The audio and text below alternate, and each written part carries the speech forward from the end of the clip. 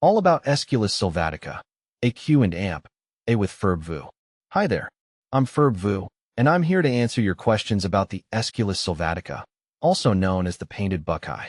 This beautiful flowering tree is a native of the southeastern United States, and it's gaining popularity as a landscape plant due to its attractive features and adaptability.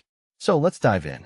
See more 18 species in genus Aesculus at monsteraholic.com. What is Aesculus sylvatica? The Aesculus sylvatica is a small, flowering tree that typically reaches heights of 10 to 20 feet.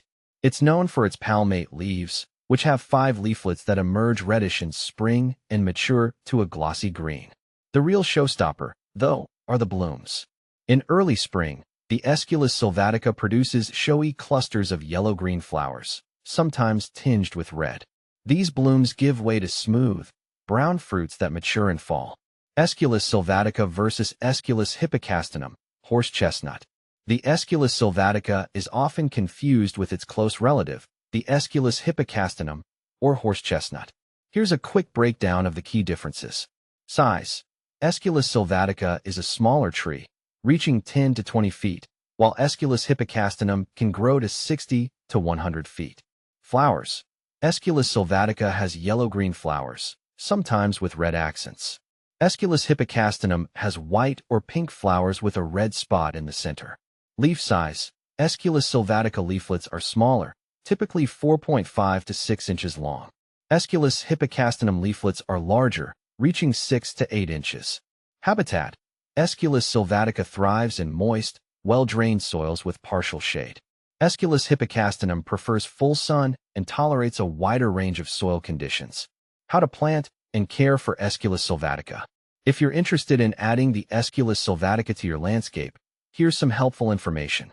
Planting. The best time to plant an Aesculus sylvatica is in fall or spring. Choose a location with well-drained soil and partial shade. Dig a hole that's twice the width of the root ball and slightly deeper. Gently loosen the roots and place the tree in the hole. Backfill with soil, water thoroughly, and tamp down gently to remove air pockets. Watering. Water your Aesculus sylvatica regularly, especially during the first year after planting.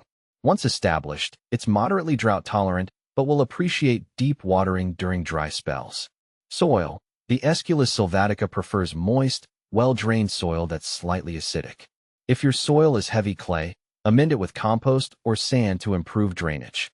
Fertilizing. You can fertilize your Aesculus sylvatica in early spring with a balanced fertilizer.